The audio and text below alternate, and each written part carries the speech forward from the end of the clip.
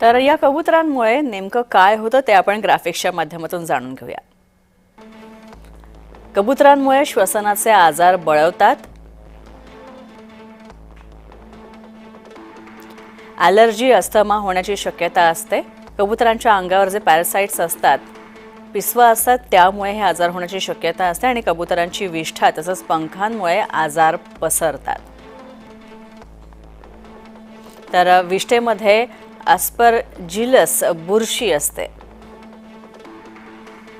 ही बुरशी श्वासातून शरीरामध्ये गेली तर आजारांचा धोका संभवतो।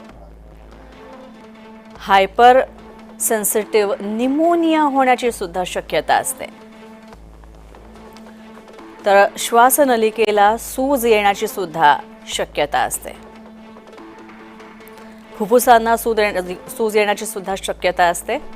कबुतरांच्या अंगावर जे जंतू असतात त्याच्यामुळे, तसंच कबुतरखान्यातल्या ठिकाणी अन्न टाकलं तर 500 रुपये दंड सुद्धा आहे। मात्र लोक याला जुमानत नाही आहेत आणि श्वसनाचे आजार बळावत असल्यानं त्यांना खाणं टाकू नये असं वारंवार सांगण्यात येतं।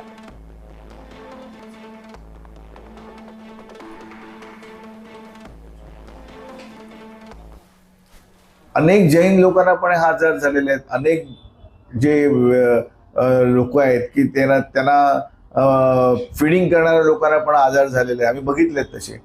आणि तसंच हा बाकीच्या लोकांना पण झालेला, नुसत्या एका समाजाला होत नाही तर सगळ्यांना होतो। तर हे एक आपल्याला अवॉइड करता येणार की त्याला काय अल्टरनेटिव्ह असू शकतो का? तर मला वाटतं की शोधून काढावं लागेल काय अल्टरनेटिव्ह असतो।